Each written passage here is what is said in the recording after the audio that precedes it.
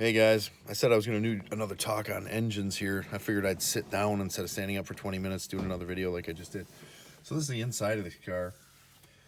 You can see my vacuum gauge taped on the roll cage because I'm a redneck hillbilly, and my AFR gauge mounted in there. So I didn't really have to destroy the dash where I just can't really see the gauge that well. So I need a passenger to help me, generally.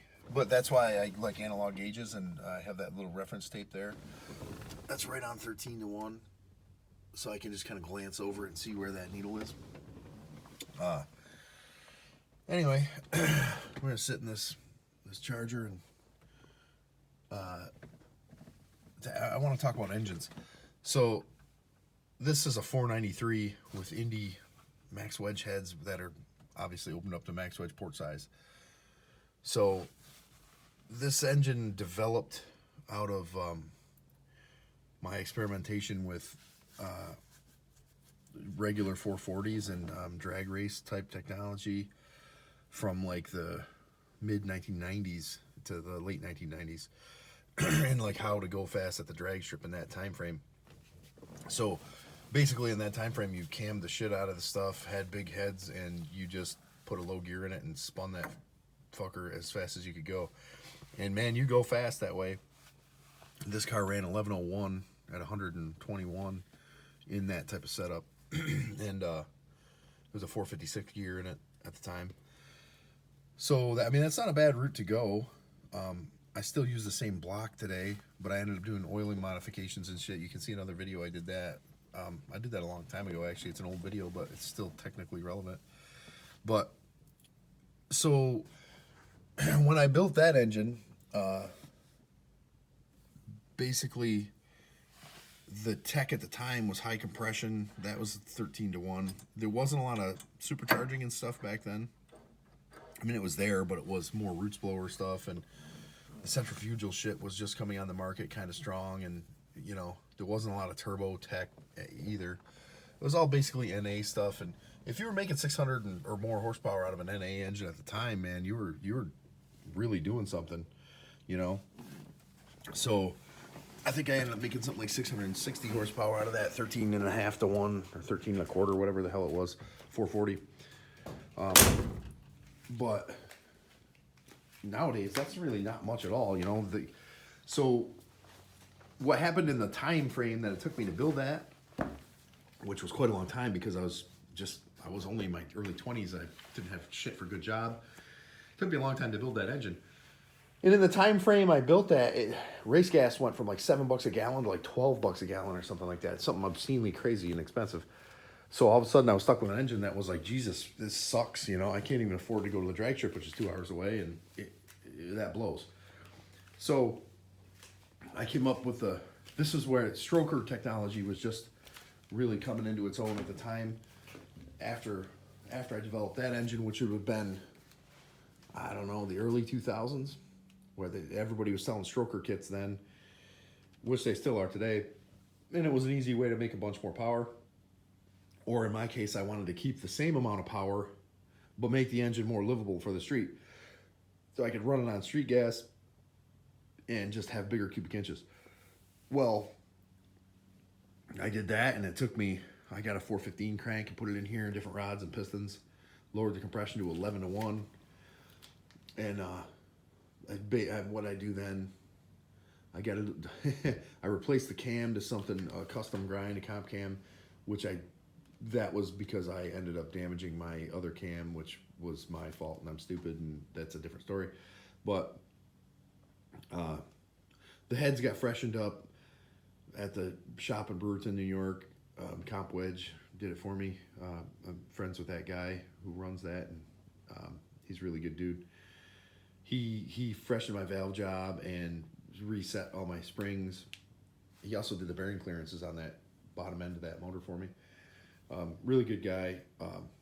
Indy's tech, or Indy's quality of like valve jobs and setup stuff, it was at the time garbage. I don't know if they're any better now, but I probably not. So he went through and did that for me. So now I have this 493 stroker. And at the time I ran this this Indy single plane manifold up here with that big spacer.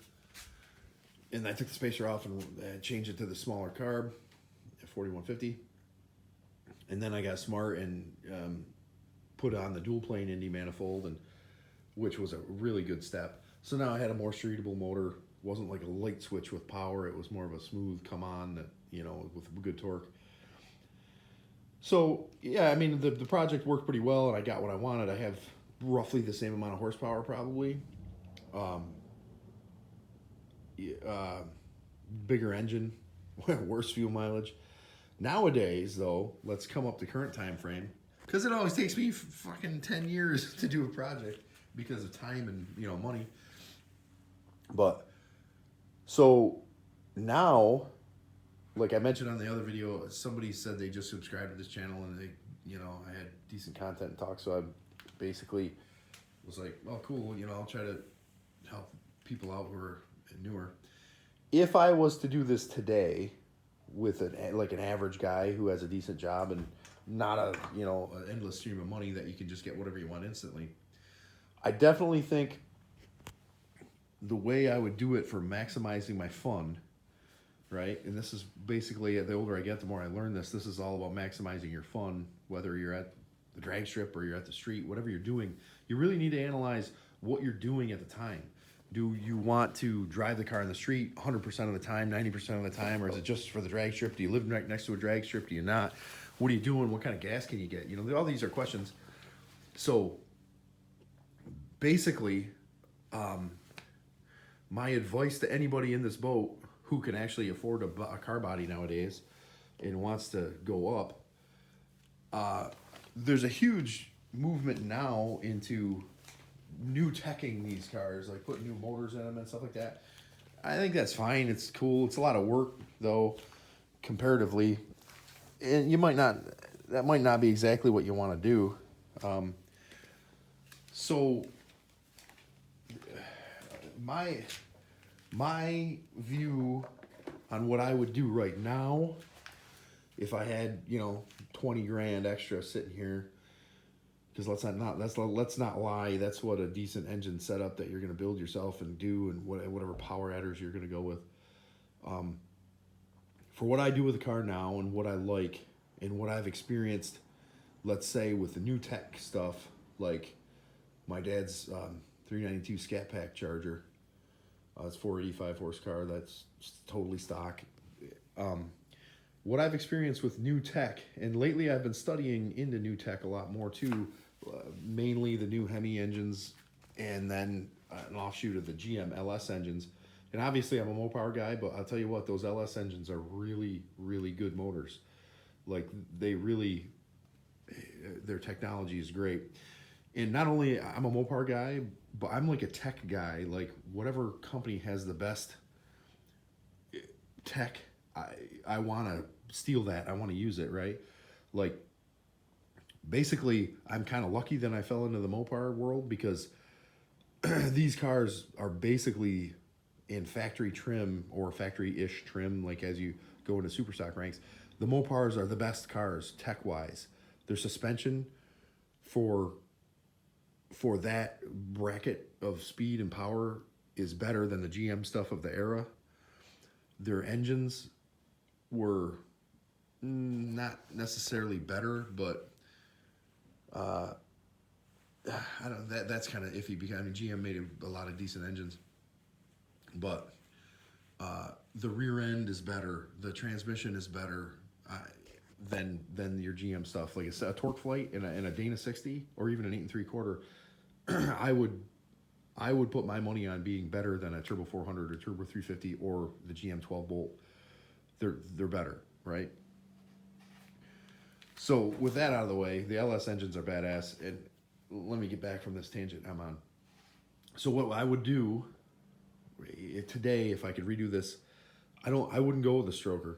They consume a shit ton of fuel, which technically that doesn't really matter, because you're having fun with your car. It's going to be bad in gas no matter what.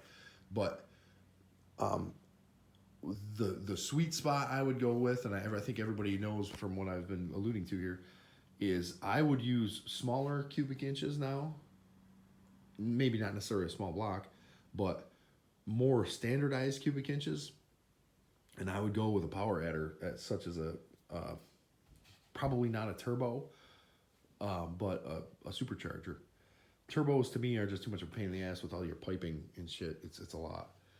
But let's say a 383 or a 400, or even a 383 stroked with a 375 crank to like 426 cubic inches, or you know what I mean, even a 400 stroke to 440. It doesn't really matter, let's say, but I wouldn't necessarily go anything over 440 cubic inches. You don't need to, because it's so much easier to just put a blower on it. So like this car with a 383 in a like 7 pounds of boost, you're gonna make up near an easy 650 horsepower, no problem. And your drivability is going to be better. This is like the core of the video, so if anybody, you know, they should have fast forwarded here to get rid of all my rambling. But if you boost one of these cars at a decent cubic inch motor, and you just build a decent motor, a mild cam, and boost it, you're going to have all the fun in the world, and your drivability is going to be up there. It's going to be good, because with this thing, with the cam I have in this, to get the power I want out of it and to feed this 493, big cubic inches doesn't necessarily suck up all your duration and make the cam livable like they say. It definitely helps, but it's still iffy. Like this 290 advertised duration cam I have in here only pulls 4.5 inches of vacuum at idle. When you get going down the road and the big motor starts sucking, and the vacuum comes up quick. But that made me have to have an electric vacuum pump here for my power brakes. So, dude, if you could put a fairly high rate of lift cam in like a 383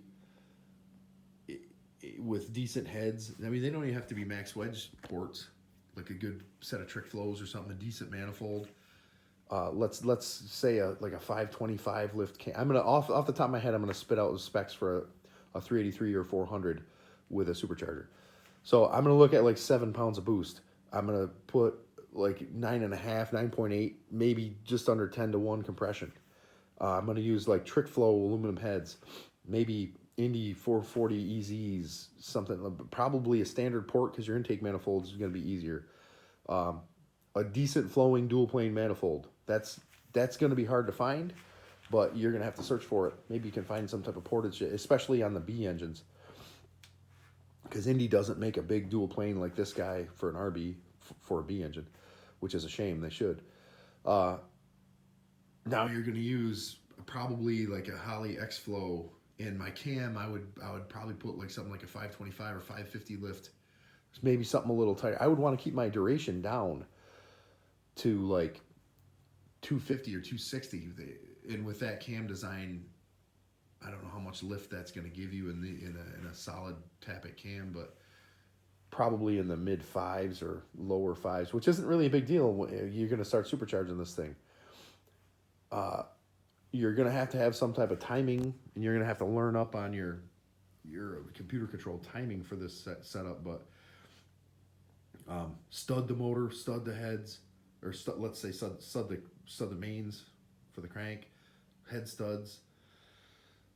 Do the oiling mod I made the video on, and you're going to have a fairly low tech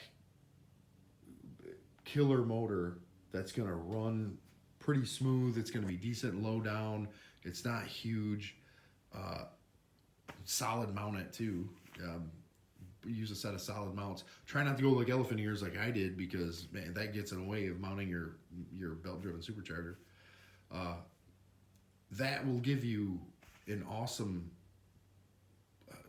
drivability. That's like the thing with my dad's Scatback Charger. The drivability on that car is fucking amazing, and it goes like a rape tape. You know, this thing, the drivability isn't so hot in stop and go around the town. It's kind of soft on the bottom. It's kind of shitty. This thing is, it's like difference between his car and my car is like, his is like a race stallion horse. It's just so smooth and so good. This thing is like a very angry bull at the rodeo. It's just pissy, but when you stomp it, hold on, you know, like, because everything's coming. Everything's just going to smash you. You know, there's no smoothness to this car. It's violent. All right, and that's what you get with a big cam stroker, you know, and max wedge heads. So, let's wrapping this up for me right now, I would say maximizing your fun is going to be a 383 or 400 smaller cubes with a, you know, half an atmosphere of boost on it. Because, I mean, if you guys want to learn boost, watch Richard Holdner's videos. That guy is really intelligent. He knows what he's talking about. And basically, whatever your NA horsepower is, he talks about this all the time.